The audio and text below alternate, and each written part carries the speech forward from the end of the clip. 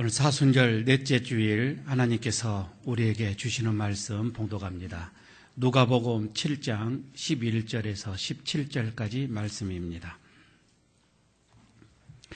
신약성경 101쪽이 되겠습니다. 누가복음 7장 11절에서 17절까지 제가 봉독합니다. 그 후에 예수께서 나인이란 성으로 가실새 제자와 많은 무리가 동행하더니 성문에 가까이 이르실 때에 사람들이 한 죽은 자를 메고 나오니 이는 한 어머니의 독자요 그의 어머니는 과부라. 그 성에 많은 사람도 그와 함께 나오거늘 주께서 과부를 보시고 불쌍히 여기사 울지 말라 하시고 가까이 가서 그 관에 손을 대시니 맨 자들이 서는지라.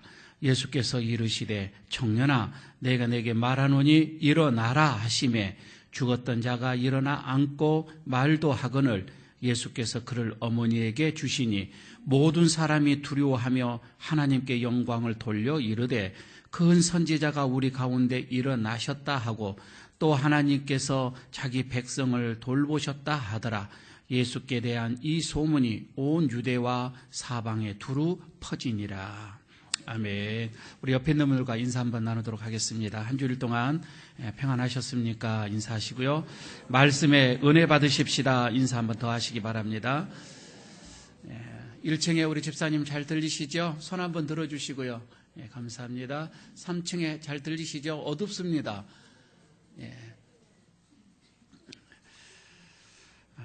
이 사진 한번 보실래요? 이게 무슨 새인지 아시겠어요?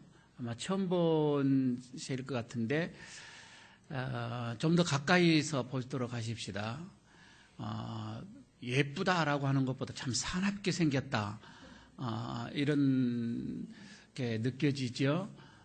또 하나를 봅시다. 이 주로 저기 발이 좀 길어요. 이 새가 황새처럼 발이 이렇게 길어서 뱀을 주로 잘 잡습니다. 저 뱀 잡고 있는 모습이죠. 이거는 아프리카에서 서식하고 있는 일종의 독수리과입니다. 그래서 저 그림처럼 이름은 뱀잡이 수리입니다. 독수리가 아니라 뱀잡이 수리라고 하는 이름을 가진 새인데 굉장히 민첩해요. 하늘을 이렇게 날다가 먹이가 보이면 그 민첩함을 이루 말할 수가 없습니다. 바로 낚고채 가는데 치명적인 단점이 하나가 있습니다. 이 새는 땅에서 먹이를 먹고 있다가 자기가 잡은 먹이를 먹다가 맹수가 달려옵니다. 뭐 표범이나 뭐 사자나 달려오면 도망을 가야 되는데 날지를 못해요. 그냥 급한 나머지 자기가 난다고 하는 것을 까먹어 버려요. 그리고 저 긴 다리로 막 달려갑니다. 달려가보니 맹수에게 됩니까? 그냥 잡혀 먹습니다. 그런데 곰곰이 생각해 보면 이런 일이 뱀잡이 수리에게만 있는 것이 아니라 이 말이에요. 우리 모두에게도 우리가 어떤 당황하다 보면 무슨 일을 만나서 어려운 일을 만나든지 어떤 뭐 곤란한 일을 당했을 때에 낭패를 봤을 때에 대부분의 사람들도 이런 감정, 이런 느낌을 또 받지요. 그냥 내가 날 수 있다라고 하는 것을 까먹어 버리는 거예요. 내가 다시 일어설 수 있다라고 하는 것을 잊어버리고서 거기서 절망하고 시리에 빠지고 슬픔에 잠기고 그리고 비관하고 그리고 극단적인 선택까지도 하는 그런 일들을 우리의 삶 속에서 많은 사람들에게서 보게 됩니다. 여러분, 우리에게는요 특별히 이 기도의 날개가 있잖아요. 우리에게는 믿음의 이 날개가 있단 말이에요. 어려운 일을 당하면 주님의 날개 아래로 피하십시오. 주님에게로 가면 되는데 그러면은 여러분 이 맹수처럼 달려오는 어떤 절망이나 어떤 이런 좌절이나 어떤 이런 슬픔들을 벗어날 수가 있어서 다시 하늘로 오를 수가 있을 텐데 왜 그것을 까먹냐 말이에요. 나에게는 복음의 놀라운 능력이 있는데 그것을 까먹는단 말이에요. 그리고 내 힘으로 달려가려고 하니 그게 넘어질 수밖에 없지요. 잡힐 수밖에 없지요.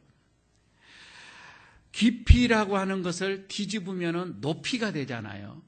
우리의 삶이 아무리 이 고난이 깊다 할지라도 주님과 함께하면 우리의 삶은 높이가 되어집니다. 그러니까 여러분, 우리가 어떠한 주님의 은혜를 입고 주님에게 속하기만 하고 주님과 만나기만 하면 저는 우리들의 삶 속에서 어떠한 환난이나 어떠한 시련이나 어떠한 아픔도 여러분 이것이 우리의 마음을 짓누를 수가 없다고 하는 것이지요. 오늘 주님께서 이 본문 속에서도 이거이지요. 우리 주님께서는 그 슬픔 속에, 그 절망 속에서 지금 슬퍼하고 있는 이 과부를 찾아가는 모습이 오늘 본문 속에 지금 나옵니다. 주님은 이런 눈물 그리고 이 절망 속에서 슬퍼하며 고단한 삶을 살고 있는 이 여인에게, 아니 어떻게 보면 그 한 가닥 있는 희망까지도 끊어져 버려서 이제는 살 소망이 전혀 없는 이 과부에게 오늘 주님은 찾아갑니다. 그리고 그에게 완전히 삶을 바꾸어주는, 다시금 어떻게 보면 그에게 기쁨으로, 다시금 희열로 환희를 그에게 남겨주는 주님의 이 모습을 보게 됩니다. 오늘 저는 여기에 우리 모든 성도들, 오늘 주님에게 예배드리러 오게 온 모든 우리 가족들, 여러분요, 우리가 오늘 이 주님을 만나고서 우리들의 삶 속에 있는 슬픔들, 우리의 삶 속에 있는 어려운 것들, 오늘 주님의 음성을 듣고 이것이 다시금 기쁨으로 변해지는 그런 놀라운 은혜가 있어지기를 바라겠습니다. 오늘 주님께서 본문에서 세 가지 우리에게 또 말씀을 합니다. 그 첫 번째는 모든 인생은 두 행렬이 있는데 그 중에 하나의 행렬로 가게 될 것이다라고 하는 것이지요. 그렇습니다. 여러분, 우리의 삶을 보게 되면은 인생은 다 두 행렬 속에 어느 쪽 한쪽 행렬을 가게끔 되어져 있습니다. 오늘 본문에 보면 두 행렬이 뚜렷하게 나옵니다. 11절을 보시기를 바랍니다. 그 후에 예수께서 나인이란 성으로 가실새 제자와 많은 무리가 동행하더니라고 하면서 12절에는 성문에 가까이 오르실 때에 사람들이 한 죽은 자를 메고 나오니라고 합니다. 그러니까 두 행렬이 하나는 나인성으로 들어가는 예수님의 행렬이에요. 지금 여기에서 다른 하나는 또 나인성에서 나오는 이 과부의 아들의 이 장례의 행렬이단 말이에요. 그런데 이 하나의 이 행렬은 보면은 이거는 생명의 행렬이에요. 또 하나는 여기는 죽음의 행렬이에요. 생명의 행렬은 예수님의 행렬이다 이 말입니다. 예수님은 가시는 곳마다 거기에는 생명이 일어나는 그런 행렬들이었습니다. 지금 오늘 여기서 나인성의 이 성이라고 했는데 하루길 정도 가게 되면은 가버나움이 있습니다. 예수님께서는 이 본문 이 앞절에 그 가버나움에서 백부장의 그 종을 회복시키고 고치시는 사건이 나옵니다. 그리고 다시 지금 나인성으로 들어와서 많은 사람들을 또 살리려고 새 생명을 주려고 하는 그런 어떻게 보면 생명의 행렬이 지금 들어가고 있는 거예요. 이 행렬은 조용한 행렬입니다. 그러나 그 예수님과 함께 가는 그 많은 사람들, 제자들을 비롯해서 예수님을 따르는 그 행렬들에게는 거기에는 빛이 있고 생명이 있는 행렬이다 이 말입니다. 소망이 가득 차 있는, 기쁨이 가득 차 있는 그 행렬들이에요. 그러나 반대를 보십시오. 나인성 과부의 아들의 이 장례 행렬은 얼마나 지금 장례식을 지금 거행하고 있는데 울음꾼들이 있습니다. 그 많은 울음소리, 시끄러운 소리, 곡하는 소리, 여러분, 그러나 거기에는 그런 시끄러운 행렬임에도 불구하고 거기는 죽음의 행렬입니다. 소망이 없는 거예요. 절망 가운데 있는 거예요. 오로지 지금 그 모든 거기에 있는 이 행렬을 따르는 사람들은 슬픔으로 가득 차여 있는 그 사람들이다 이 말이에요. 완전히 지금 반대입니다. 그런데 중요한 거는 이런 생명의 행렬과 죽음의 이 행렬로 대비되어지는 두 행렬이 2000년 전에 나인성 근처에만 있는 것이 아니라 지금 오늘날 우리가 살아가고 있는 이 세상에도 이 두 행렬은 존재하고 있다 이 말입니다. 세상의 모든 사람들은 이런 생명의 행렬이 아니면 죽음의 행렬로 가고 있습니다. 둘 중에 하나입니다. 여러분, 그러나 우리 예수를 믿는 사람들, 예수를 따르는 사람들, 우리는 이 행렬은 죽음의 행렬이 아니라 생명의 행렬인 줄로 믿습니다. 우리는 지금 그 길을 가고 있는 거예요. 그러나 세상에 속하여서 세상 풍조를 따라가고 공중 권세를 잡은 자들을 섬기고 따라가는 자들은 그 생렬은 죽음의 행렬이다 이 말입니다. 여러분요, 그 행렬은요 오직 거기에는 죽음만이 있습니다. 그러나 예수님을 따르는 행렬은 거기는 영성이 주어지는 거예요. 영원한 생명이 있다 이 말이에요. 그래서 살아있는 행렬이다 이 말입니다. 그러니 오늘 여러분, 우리가 이렇게 예수를 믿고요, 예수님을 따르는 이 행렬, 우리가 예수님을 믿는 이 길, 이거 얼마나 복되다고 하는 것, 여러분 우리가 그 기쁨으로 이것을 받으시기를 바랍니다. 나는 지금 기쁨의 행렬로 나는 가고 있다. 비록 여러분 이 길을 가다가도요, 물론 슬픔을 만나기도 해요. 어려움을 당하기도 해요. 공고한 일이 있기도 합니다. 그러나 그런 일이 있다고 해서 여러분 이 생명의 행렬에서 벗어나서는 안 됩니다. 잠시 있을 수는 있지요. 우리는 이 생명의 행렬을 따라가면서 또한 옆을 바라봅니다. 죽음의 행렬 속에 아무것도 모르고 따라가는 내 가족이 있고요, 내 친지가 있고요, 내 친구들이 있습니다. 여러분, 우리는 그들을 생명의 행렬로 우리는 또 인도해야 할 그런 우리에게 사명이 있고, 또 당연히 우리가 그들을 사랑한다면 우리는 그들을 일깨워서 전도하는 데 최선을 다해야 할 것입니다. 여러분은 어떤 행렬에 지금 가고 있습니까? 두 번째 말씀을 합니다. 주님을 만나면 그 어떠한 슬픔도 기쁨으로 변한다고 하는 겁니다. 바꾸어진다고 하는 것이지요. 오늘 12절에 그렇게 말씀을 합니다. 한번 보시기를 바랍니다. 한 죽은 자를 메고 오시니 이는 한 어머니의 독자요 그 어머니는 과부라, 이렇게 말씀을 하죠. 여러분, 지금 이 장례 행렬을 한번 상상해 보시기를 바랍니다. 얼마나 지금 여기서 어두운, 그리고 얼마나 여기 슬픈 그런 행렬이겠는가. 어찌 여러분 죽음인들 비극이 아니겠습니까? 어떠한 장례인들, 그게 슬픔의 장례가 아닌 게 어디가 있겠습니까?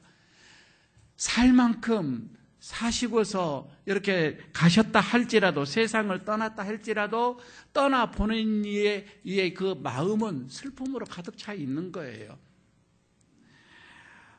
그러나 여기서 보십시오. 젊은 아들을 보내는 이 나인성의 과부의 가슴, 이 마음은 어땠을까? 오직 희망은 이 아들 하나에게 있었는데 그 희망이 끊어진 거예요. 이 과부는 지금 어떠한 슬픔일까? 우리가 이해가 갈 수가 있을까요?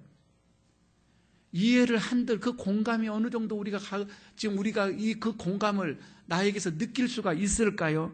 10자식 중에 하나가 죽어도요, 부모는 그 아들을 내 가슴에 묻는다고 얘기들을 하잖아요.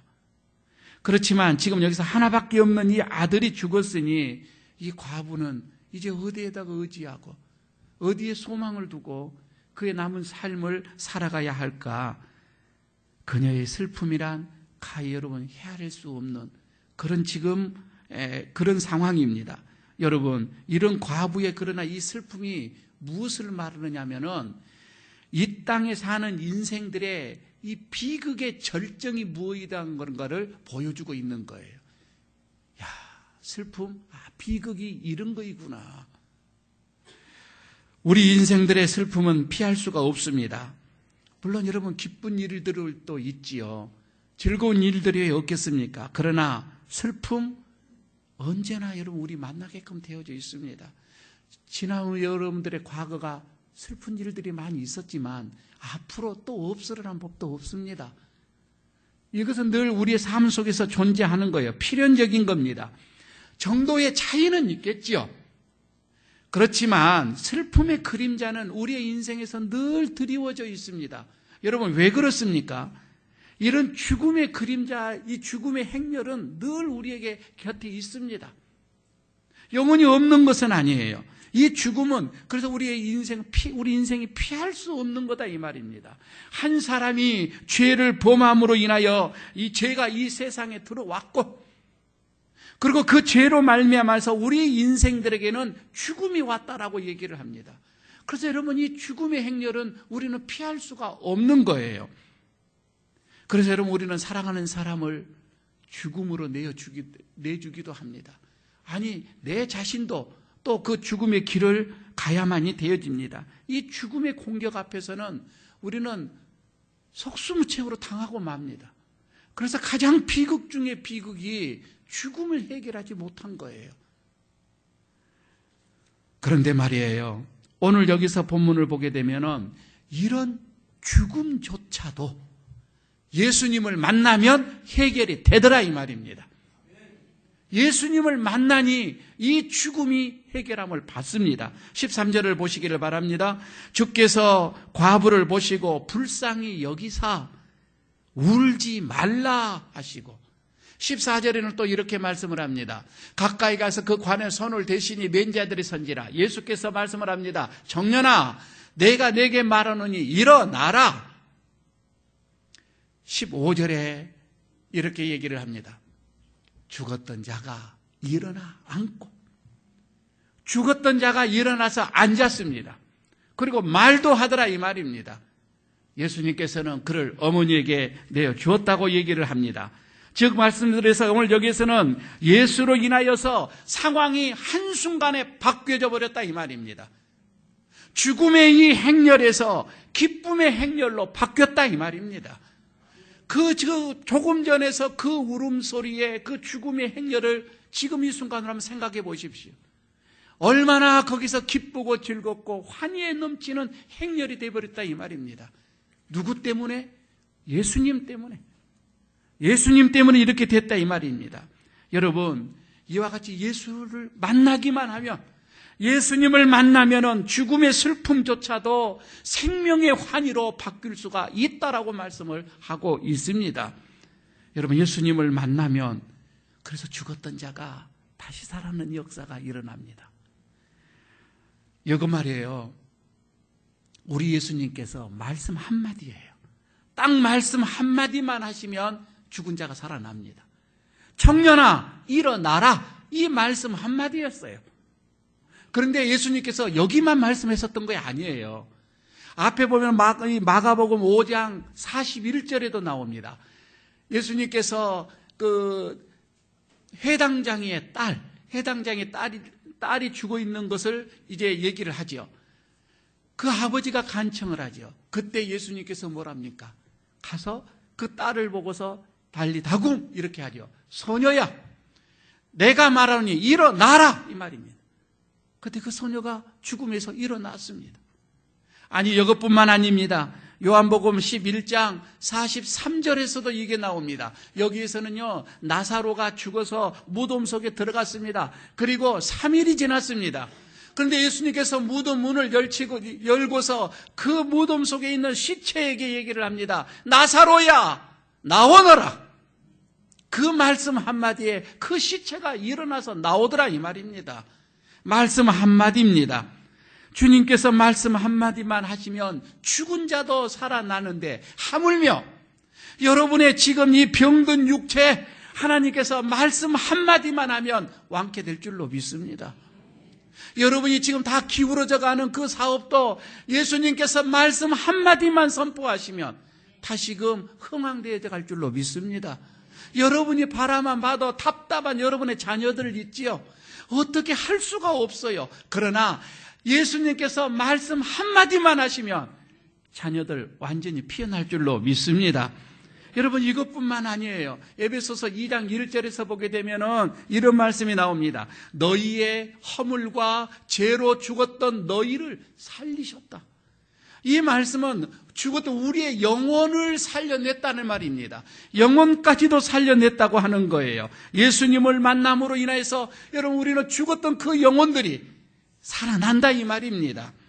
여러분, 예수님을 만나면요, 그래서 우리의 이 어두운 삶이 빛의 삶으로 변해져 가는 거예요. 예수를 만나기만 하면 우리의 이 절망의 이 삶이 희망의 삶으로 변해가더라 이 말입니다. 정말 우리들의 삶이 답답하고 견딜 수 없는 그런 삶이 예수를 딱 만남으로 인해서 기쁨의 삶으로 바꿔지더라 이 말이에요.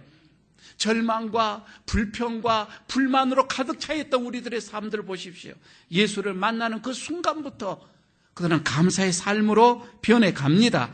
밋밋한, 그래서 삶의 의미를 찾지 못한 그런 삶들도 예수를 만남으로 인해서 가슴 뛰는, 가슴 벅찬 삶으로 바뀌어지게끔 되어져 있습니다. 여러분, 이것을 믿으시기를 바랍니다. 그래서 우리가 예수를 만나는 것이 얼마나 귀한지 몰라요. 예수를 만나러 올라오는 이 시간이 얼마나 귀한지 모릅니다. 여러분, 이것을 이보다 더 귀한 것이 없는데, 예수를 따르는 길, 예수를 만나는 길, 예수와 함께 가는 길, 이것을 아무렇지도 않게끔 대수롭지도 않는 일로 여러분 그렇게 생각하지 마시기를 바랍니다. 이것처럼 더 귀한 것이 어디 있어요? 여러분, 이것처럼 우리의 삶 속에서 가슴 뛰는 이런 일이 어디가 있느냐 이 말이에요. 여러분, 생각해 보십시오. 다시 살아나는 것, 죽었던 것이 다시 살아나고요, 엎어졌던 것이 다시 일어나는 인생 역전이잖아요. 여러분, 우리가 가지고 있는 이 믿음을 여러분 귀하게 보시기를 바랍니다. 그리고 끝까지 이 믿음을 부여잡으시기를 바랍니다. 예수님 만나면 어떠한 슬픔도 기쁨으로 변해 갑니다. 세 번째 말씀을 합니다. 하나님은 성도들의 눈물을 결코 외면하지 않으시겠다고 하는 겁니다. 오늘 13절 다시 보실까요? 주께서 과부를 보시고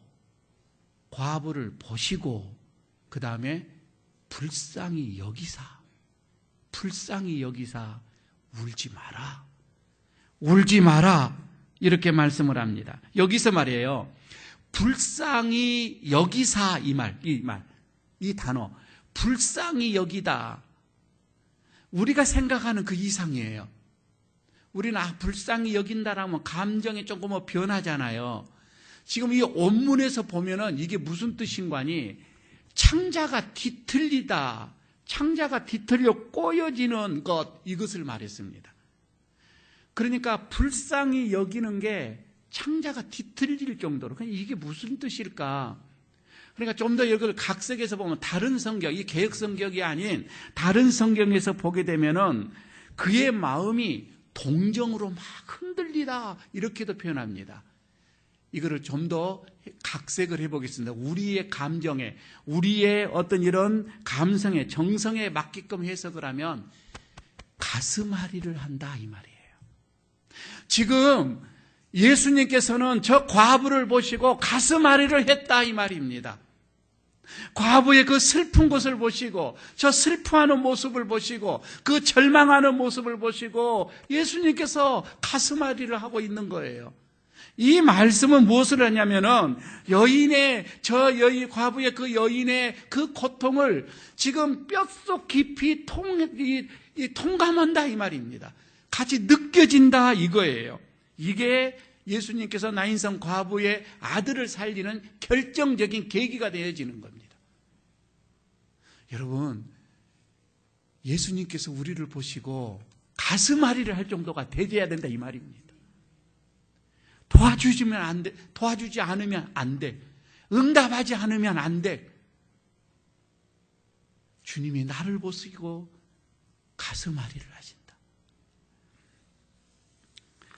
여러분, 그런데요, 오늘 본문을 가만히 보면 기가 막힌 게 하나가 더 나와요. 이게 무슨 말인 거 아니?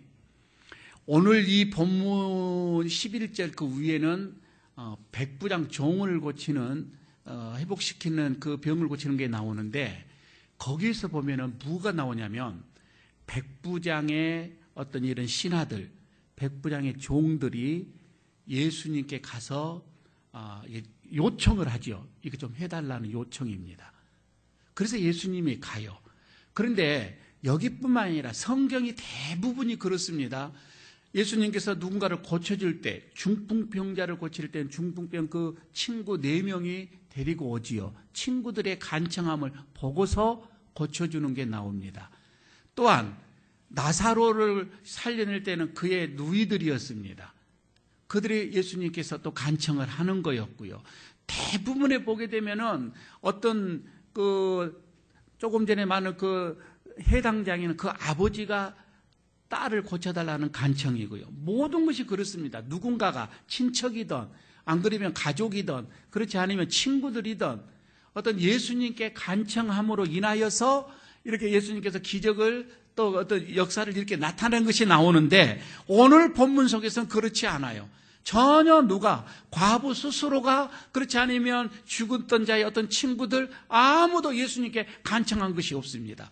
그럼에도 불구하고 예수님께서는 먼저 가셔서 그 마음을, 과부의 마음을 보시고, 그리고 여기서 역사를 일으키는 것을 보게 됩니다. 왜 예수님께서 이렇게 과부에게 먼저 가셨을까? 왜 그랬었을까? 여러분, 우리도 여러분 가만히 보시기 바랍니다. 가만히 우리가 어려운 일을 당할 때에, 우리가 힘든 일을 당하고 슬픈 일을 당할 때에, 그냥 우리가 어떤 믿음이 막 있고 기도 많이 하고 그러면은 좀 낫지요. 그러나 기도도 안 해, 뭐 믿음도 별로 없어. 그러면 내 마음이 또 지쳐서, 아이고, 내가 믿음이 없으니까, 내 뭐 기도도 안 하니까 하나님이 외면했나 보다, 이렇게 생각을 하는 경우가 많지요. 내 이 믿음 속에 내가 이렇게 뭐 예수 믿는데 뭐 하나님이 무슨 응답을 해 주겠나, 아예 자제를 하는 경우가 먼저 있는 거입니다. 그런데요, 여러분, 오늘 이 본문 속을 가만히 보십시오. 만일 여러분이 그런 어떠한 아픔이나 슬픔이나 그걸로 인하여 여러분이 눈물을 흘리고 좌절하고 있었을 때에 절대 여러분 절망하지 말라, 이 말입니다. 그 누가 나를 위하여서 중보 기도를 해주지 않는다 할지라도 여러분 여기에서 시리에 빠져서 극단적인 어떤 그런 행동하지 마시기를 바랍니다. 내 기도가 설령 부족하다 할지라도, 내 믿음이 설령 연약하다 할지라도 우리 예수님은 보고 계신다, 이 말이에요.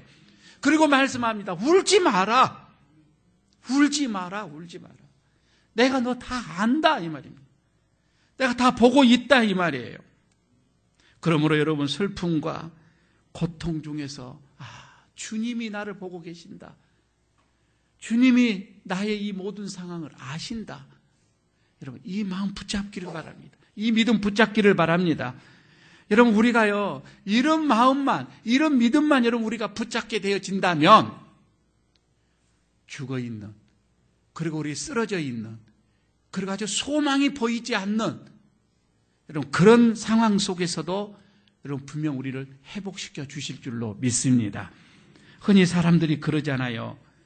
내가 가장 소중한 것을 잃었을 때에, 내가 가장 아끼던 것을 잃었을 때에 나는 이제 소망이 없다, 소망이 끊어졌다, 소망이 사라졌다, 이렇게 말씀들을 하잖아요. 그리고 절망으로 들어갑니다. 그러나 여러분 우리 성도들은 그래서는 안 됩니다. 그래서는 안 됩니다. 주의 능력이 있잖아요. 오늘도 호련히 나타나셔서 주의 능력으로 그 슬픔을 다 잠재워 주시잖아요. 하나밖에 없는 그 아들을 죽음에서 장사지는 지금 상여가 나가고 있는데 거기에서도 다시금 주님께서 회복시켜 주시잖아요. 이런 능력을 가지고 있는 예수님이시다, 이 말입니다. 그래서 여러분 우리에게는 그 어떤 사라졌던 희망도 사라졌던 소망도 예수님을 만나면 다시 회복될 줄로 믿습니다. 여러분 이것을 가슴속에 품고 오늘 돌아가시기를 바랍니다. 예수님 한번 찾아와 주셔서 나를 보시고 가슴 아래를 하시고 나를 불쌍히 여기시고 바라옵기는 이런 기도조차도 할 수 없는, 힘들고 지쳐서 쓰러지는, 아무도 찾아오는 이 없고 내 마음 털어놓을 수 없는 그런 상황에서 눈물을 흘리고 있는 여러분, 주님이 찾아오셔서 가부에게 찾아오셨던 것처럼 여러분에게도 찾아오셔서 여러분의 눈물을 씻기시며 여러분의 그 상여, 슬픔의 상여는 빈 상여가 되어져서 기쁘고 즐겁고 환희가 넘치는 그런 행렬의 축제로 바꾸어 놓을 줄로 믿습니다. 여러분께서도 만약에 이것을 우리가 믿는다면, 만약에 여러분 이것을 예수님이 그런 능력을 가지고 있다고 하는 것을 우리가 믿는다면 이제 여러분 우리도 눈물과 고통이 있는 곳으로 갑니다. 상처와 아픔이, 슬픔이 있는 곳으로 여러분 우리가 갑니다. 저들에게는 아무런 희망이 없어서 절망 중에 하루하루를 살아가고 있는 그런 사람들이 우리 주변에 많이 있습니다. 여러분 우리가 그들에게 달려가서 하나님의 이 능력, 예수님의 능력, 예수님의 이 사랑, 이것을 부지런히 심는 그런 농부가 되어지기를 바라겠습니다.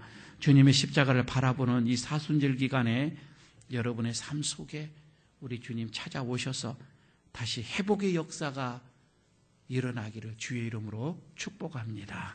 아버지 하나님,